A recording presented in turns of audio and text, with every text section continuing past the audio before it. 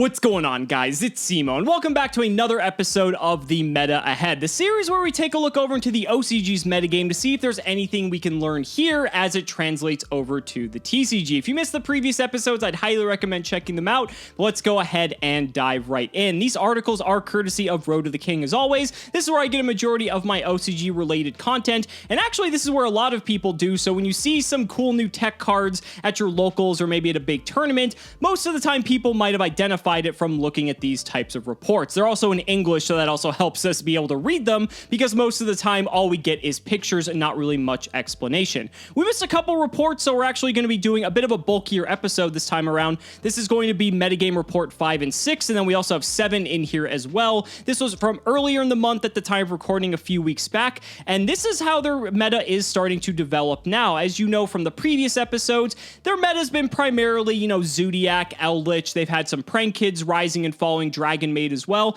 and Drytron re-entering the mix since the release of Lightning Overdrive and the brand new Xyz monster. So let's go ahead and go down into the article and see what we can learn. Hagetaka went 5 and 3 and finished in the 5th through 8 category in a tournament which had 66 participants or 33 teams. He ran 2 Mistake and 2 Anti-Spell Fragrance in the main deck. Other than being a strong tech against Drytron, these two cards are also relevant against Pendulum decks such as Endymion and Zephyra. So this is obviously a much smaller report because typically our sample size is a bit larger, but you can see there's actually quite a bit of diversity in some of these decks here. Pure Zoodiac is a deck that still performs in the TCG metagame, but Zoodiac Eldlich definitely seems to be the much more appropriate route because the deck is a lot more robust. It has a lot more longevity and inevitability because of the Eldlich cards, where in the OCG they have some more tools to make Pure Zoodiac a little bit of a more viable option. Teching in a card like Mistake and Anti-Spell Fragrance is pretty cool in a deck like this. Mistake especially because you have to think, this deck doesn't really do any searching. Apart from tanky,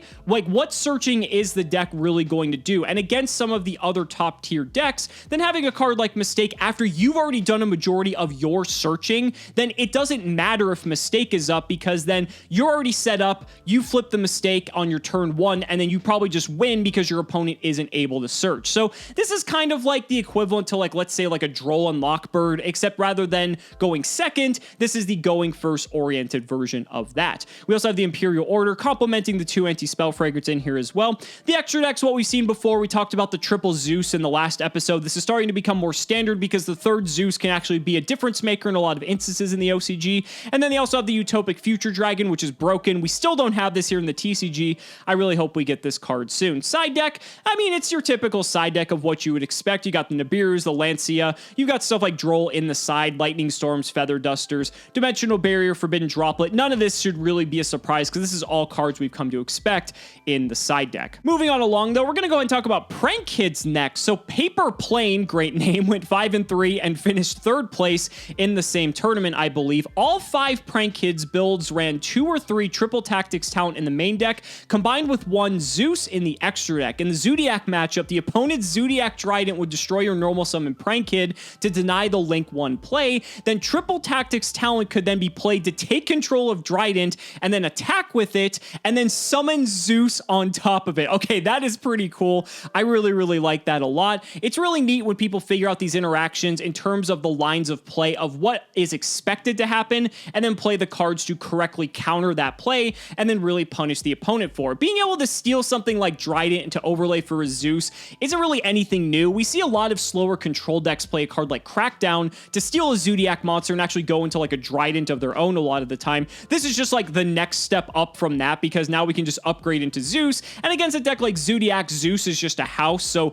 good luck dealing with that. Then on your next turn, you most likely can actually get your Prank Kid to stick, and then you can just go ahead and do full combo. Remember, in the OCG, they also have Crossout Designator. This is a really big difference for combo decks there. We still have yet to have this card either, and I'm really curious to see how that would impact our format, if that would help revive combo decks a little bit, because we only have 1 Call by the Grave on top of it. So we'll have to see. Maybe the ban list will change something as well. Who knows? And then the extra deck is still pretty streamlined for a Prank Kids deck. And the side deck, we've got some Gammas in there, the Rip Roar and Roaster for any of the back row oriented decks, and just some more good stuff in the side deck. Now, next up is Dragonmaid. Again, another deck that has actually been on the rise. It's kind of been going on the rise and fall in the OCG. It just depends on the week, to be honest. Yamato went 6 and 1 and finished in the 1st and 2nd bracket, which had 51 participants in this particular tournament. A recent adjustment that Dragonmaid builds made is cutting out 3 Paleozoic Dinomystius from the main deck for more hand traps such as Skullmeister and DD Crow. This is obviously something we see a lot of here in the TCG. We see Crow, we see Meister, we see Bell. All of these graveyard hate cards are everywhere right now, so it seems like the OCG is starting to also kind of pick that up, even though their format is obviously a little bit different. These 2 hand traps in particular are effective against Drytron and Virtual World by disrupting their graveyard plays. Ally of Justice Psycho Reader in the side deck are additional tech against Drytron. Yes, Psycho Reader's definitely been like one of the big standout cards of the last several months, just because it's a DD Crow for 2 if you're going up against something like a Drytron deck, and that can actually matter quite a bit. This card hasn't seen play, I think, since all the way back when Blue Eyes was relevant in like 2015, 2016 for like the 3 weeks that mattered, and it really hasn't seen much play since then. But it's a very unique card because, again, it has the same effect as DD Crow, but in exchange for being able to only go after light monsters, you can actually take out 2 of them, and in a light-oriented deck such as Drytron, that can actually make a very significant difference. Dragonmaid is also a deck that saw a little bit of play in the TCG for a short time. I think it kind of just fell by the wayside when people figured out how to make Dragon Link work better here, because obviously Chamber Dragonmaid is just one of the best starters in that deck, but it's a deck to, you know, still keep your eye on, because it does tend to be this roguish pick that people just like to mess around with. Now that we have Pot of Prosperity here in the TCG as well, this really helps it out a lot, because just for consistency purposes, I mean, this card helps out like every deck, let's be honest, but this one in particular, Pot of Prosperity, is pretty good. And then moving on to Drytron. So Tazu went 6-1 and finished first and second in the same tournament, I believe, with 51 participants. Yeah, so it looks like it was Drytron versus Dragonmaid in the finals here. As many players are running Droll and Lockbird against Drytron, he cut Cyber Emergency from his build and chose to run more Drytron effect monsters instead. This is interesting. This is something I've seen a few players do here in the TCG as well, because when you see that every single person is playing Droll and Lockbird for your Drytron deck, if there's ways that you can reduce the amount of ways that you lose to a card like Droll and Lockbird, why wouldn't you play it, right? And one of those weak points, identified here obviously, is Cyber Emergency denying you from getting that search, because you'll get that one search off of Emergency and then you're kind of shit out of luck, right? But when you have something like being able to play more Drytrons in exchange, so that way you're still getting the same result, but not making yourself as vulnerable to a card like Droll and Lockbird, this is what can differentiate some of the great players from the good players in the game, because those little differences in deck building can make the difference. And obviously it mattered because they made it all the way to the end of the tournament in the first and second place bracket, and I think that's really cool and something to definitely take note of. Running one Drytron Meteonis Draconids in the main deck is an innovation popularized by Shino. When Cyber Angel Ben 10 effect is denied by an opponent's Skullmeister, DD Crow, Ally of Justice Cycle Reader, or Droll and Lockbird, that would cut off access to fairy monsters. In this case, having Drytron Meteonis Draconids opens up an alternative play, since it's still accessible by the Drytron card. That's really interesting as well. I think a lot of people in the TCG don't really play this card as much, and so again, it's just those little differences in terms of deck building when you identify that a majority of people are playing a certain card, whether it's in the main deck or side deck for you, that can really help you out in those games 2 and 3, so that way you aren't as susceptible to the cards that are otherwise going to blow you out. I'm still terrified for when we get this card here in the TCG, because this card, as I mentioned in the last video, is just another card that's going to take this deck over the top, and I wouldn't be surprised if it's an OCG exclusive in Lightning Overdrive, just to help Drytron be like a tier 1 deck for a few months before it gets hit on the ban list. I mean, again, Ben 10 could still get hit on the upcoming list. We don't know yet at the time of recording, but we'll just have to see. They also do have Crossout Designator as well, another card we don't have here, and so, you know, it's, again, these are the types of cards that can really help combo decks out and really help them go off to set up and establish their win condition, and so it's very interesting seeing how the meta develops in a different way, even though our card pools are different, our ban lists are different, our formats are different, but yet at the same time, we have a lot of similarities as well. It's fascinating. Moving on to the extra deck, I mean, it's pretty standard for what you'd expect out of a Drytron list. They got 2 of the rank 1. This card is just crazy. And then the side deck's just full of a bunch of other good stuff you would expect. And then I think this might be the last one, but I'm not 100% sure. Now we're talking about Eldlich. So Cabo went 5-1-1 and finished 3rd place in a tournament with 34 participants. All 4 Eldlich builds are zombie variant, with 3 of them opting for That Grass Looks Greener, a card we have banned here in the TCG, so obviously we can't do this. As Meteonis Drytron requires machine monsters as tribute for ritual summon, Zombie World would turn all monsters on the field into zombie monsters, causing Drytron to be unable to tribute monsters on the field as ritual material. For all you zombie players out there, this could be an opportunity for you to want to get back into the game, because you've got stuff like being able to like metaverse out something like a zombie world, or be able to use like the Necro World Banshee to get zombie world. It's a really neat tech seeing zombie world used in this way. This has been done before. This isn't anything new, but I think it's really cool to see that when this does come out, how it works. And then when zombie world is paired with Rivalry of Warlords, this would lock out many non-zombie decks from being able to play, because Zoodiac would be unable to Xyz summon their Beast Warrior Xyz monsters, and Virtual World would be unable to special summon their Psychic or Worm monsters from the hand. That's also super heads up as well, because when you find the fact that these mono-type decks are usually unaffected by a card like Rivalry of Warlords, when you throw Zombie World into the mix, and Zombie World's making all the face-up monsters on the field zombies, then they no longer can just go into that Zoodiac monster, or they can no longer go into that Psychic monster, or that Worm monster if you're a Virtual World player. So I like the fact that Eldlich has become this sort of like anti-meta teched out deck, playing, of course, That Grass Looks Greener. We've got Reasoning, and Reasoning in this deck is crazy because then you can just get rid of all your Golden Land cards and just generate a ton of value off of it. Look, this deck's playing what, like 14 monsters in it, so good luck calling that correctly. It's just interesting how our Eldlich build looks comparatively to the OCGs, and I really like the Zombie World idea. This is something that could really just catch people off guard if they're not prepared for it, and something that maybe we should consider doing here in the TCG. Obviously, we can't play this exact list because Grass is banned, so we'd have to play like a 40 card version. Also, we only have one skill drain compared to the OCG's 3, but we've seen cards like Summon Limit in the Yu-Gi-Oh! Extravaganza just win games because most of the top tier decks have to commit to more than 2 summons, and when they're unable to, then you can just win off the back of something like Golden Lord. And if you have Zombie World locking out the game too, oh man, good luck. The extra deck is just full of cards that looks like they're a bunch of super poly targets and stuff that will like maybe randomly come up at times. We also have the new Light Link 2 Charmer in here as well. And then in the extra deck, no surprise, there's the super poly, ton of other good cards. Lancia as well as Scythe with the Sanctums. That's something we haven't seen in quite some time. So this is a definitely very teched out like anti-meta Eldlich, but Eldlich is still one of the strongest decks in their format. And so then let's go ahead and move on to report number 7. And as you can see, Eldlich definitely moved its way up here. Obviously, it's still a relatively small sample size. It's tying Virtual World in this particular format, but we still have the same decks at the top, right? Eldlich, Virtual World, Zoodiac, Dragonmaid to a degree. Sky Striker on the rise, though. I actually think this article talks about Sky Striker a little bit, so I'll be interested to see where that goes. Now, keep in mind, they still have Engage, I believe, semi-limited, so that makes a very big difference. But even so, even though it's banned here in the TCG, Sky Striker's like still like a decent rogue deck at the very least. So let's go ahead and move on down and see what Eldlich has been up to. Bao went 7-1 and finished 4th in a tournament that had 68 participants.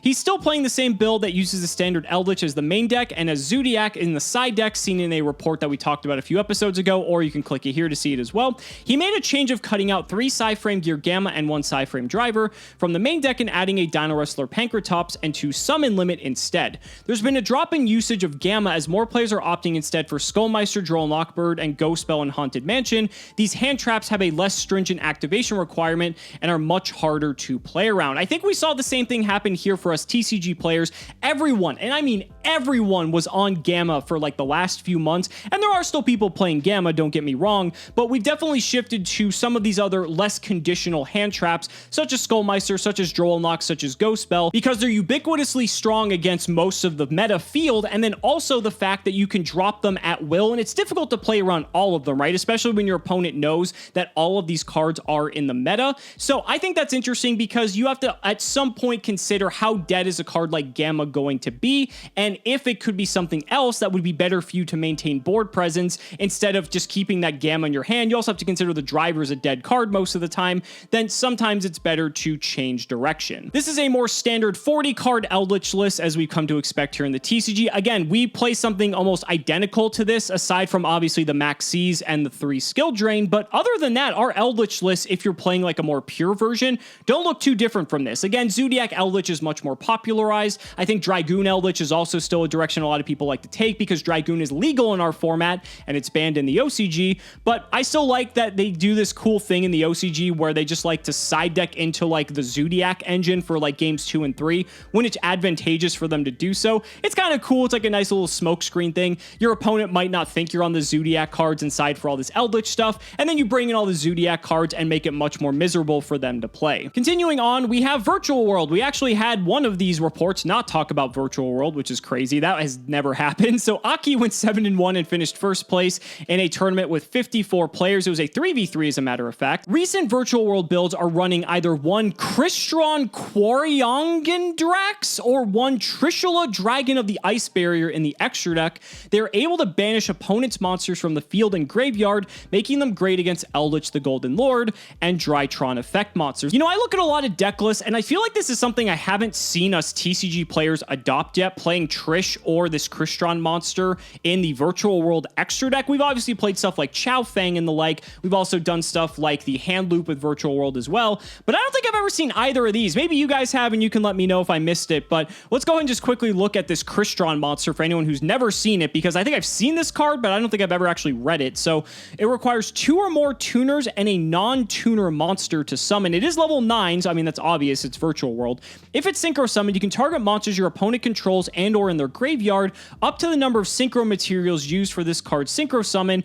Banish them. If this synchro summon card is destroyed by battle or card effect, you can target a banished monster, except this card, special summon it to your field. That just seems generally good for virtual world. Again, having this sort of DD Crow-like effect on a card like this. Again, I think Trish is probably the better of the two, but Trish also, if you want to get the full value off of it, is a little bit different. They do have different summoning requirements as well, but it's really interesting nonetheless. So Crystron Quariongendrax, I don't know how to pronounce that, is also useful for dishing out big damage. After attacking with it, Virtual World Gate Chuche effect could be used to destroy it to trigger its second effect, and special summon a banished monster for another attack. Oh, it doesn't have to be destroyed by your opponent's card. That's really neat. So if you have anything banished, this thing's attack is 3,000. You Chuche, pop it, and then you can attack for potentially what? I think Nyan's like 1,500 or 1,600 on a Lulu, and you're always banishing these cards anyway, so it's not difficult to be able to get these cards in there. That's actually pretty good for like a surprise little OTK sort of thing, and it reduces that damage threshold for a deck like Virtual World. I don't think it's too difficult for that deck to OTK, but it's a surprise that could come out of nowhere if you don't expect it coming. Aside from those extra deck changes though, I think this deck looks almost exactly the same. Again, they have the Maxis, they have the crossout designators. If we had these here in the TCG, we would play them as well, but we don't. So we just play things like, you know, triple tactical talents being maxed out, sometimes forbidden droplet, things like that. But ultimately, these decks look identical, and I think that's really funny that even though our card pools and our formats are different, Virtual World is just like this sort of, here, take 3 of everything and throw it in your deck, because that's just the correct way to play the deck, I suppose. There's the Crystron Quariongendrax. I guess that's a reason to play this over something like Trish. You may not want to commit too many extra deck spaces to playing both. I feel like one or the other is fine, but that's a really neat tech that you could play in something like Virtual World, and maybe you should try it out if you're going to be going to your locals or any sort of remote duel extravaganza. Next up, we have Zoodiac once again, no surprise. Kachin went 7-1-1 and finished first place at the 31 participant event. Running Macrocosmos in the main deck is a popular trend among the Chinese players, as seen in the 3 Zoodiac builds from tournaments held in mainland China. Meanwhile, tournaments held in Japan, only the Amazement Zoodiac build is running Macrocosmos in the main deck, as it is a trap-heavy build. The other 2 Zoodiac builds chose to run more hand traps such as Droll, Infinite Impermanent, Skullmeister, and DD Crow. This is just one of the things I love about Zoodiac, is that you can pick which direction you want to take it. If you want to play a more trap-heavy stun build, you can. If you want to play a ton of hand traps, you can do that as well. Either way works, and I just love that about the deck. Now, Macrocosmos in Zoodiac is something that we don't have here in the TCG, because Macrocosmos is limited to 1. You could argue we have Dimensional Fissure, but you can't flip that on your opponent as a surprise, so it's not nearly as good. I am actually an advocate that this card come back to 3 in the TCG, and it would actually be a good thing for the game, but it's unfortunate we don't have it, because then we could have this sort of like anti-meta Zoodiac deck running around, and I think this would actually bolster a deck like pure Zoodiac a little bit more over something like Zoodiac Eldlich and the like. Think about how much graveyard reliance there is in the format. I think that would be really, really nice. But other than that though, the deck just looks pretty similar to what we already saw, and then the side deck just has tons of cards teched out for this specific format. And then lastly, oh boy, Sky Striker, ladies and gentlemen. So Mizuneko went 6-2 and finished second place in a 41 participant tournament. Mystic Mine, Imperial Iron Wall, and There Can Only Be One are the 3 popular tech choices ran in recent Sky Striker builds. Absolutely disgusting. Gotta love all the floodgates you can play in a deck like this. They are effective against the current spread of top decks in the metagame. Many decks would have no answer to them game 1, as most players have their spell and trap removal in the side deck. This is something we've talked about before with a card like Mystic Mine specifically. I don't know. There it is. Yeah, so Mystic Mine is a card that when you're going up against a lot of combo heavy decks in a format, they never run spell and trap removal because mostly they just want to play as many combo pieces as possible, establish their end board, or just kill you. And so it looks like we're at a point now where some of these decks, although I would disagree with this a little bit because a deck like Virtual World still has Chuche that can pop this as well, but I guess with like Drytron and like running around, maybe this is a little bit more viable. Having the ability to play these certain floodgates that your opponent doesn't have answers to in game 1 is a way to blow them out, and then you only have to win one more between games 2 and 3. You can maybe expect to lose game 2 because they're going first and you're not going to be able to set up, but game 3, you get to go first, you're going to have the initiative, and you can start to get things rolling. Now, obviously their list looks vastly different than ours because they still have Engage. Max C is in the format, so they can slow things down a lot. This does not look like a build that you would see in our format whatsoever. However, there is some inspiration here for maybe Sky Striker players and maybe a little bit of hope for maybe people who want to keep piloting the deck that this is the kind of direction you can take it depending on how the meta ends up shaping up. So guys, that's going to wrap it up for this episode of the meta ahead. Man, Crystron Quarrying Durax. I mean, who would have ever thought that that card would see play? That's what I love about Yu-Gi-Oh! And being an eternal format, right? I love that at any moment we could have a card that maybe came out a few years ago or came out, 15 years ago, could just find a way to nestle itself into a particular deck if the conditions align themselves, and all of a sudden actually has a really high level of utility and can take people by surprise. And who knows, sometimes those cards can actually become the meta and the trend that people like to go through. That's why I like to do this series, because it's a way that you guys can amp up your game, and if you take some notes from this or maybe take some ideas, maybe you can get a leg up at any tournament you might be competing in as well. So that's gonna wrap it up for the video. Let me know down in the comments what you guys think. Thank you guys so much for watching. Be sure to like the video as always, subscribe to the channel for more amazing Yu-Gi-Oh content, and if you found this video informative, consider supporting me on Patreon for exclusive early one-day access to both the Yu-Gi-Oh Progression series and the history of Yu-Gi-Oh. Thank you so much again, and we'll see you next time.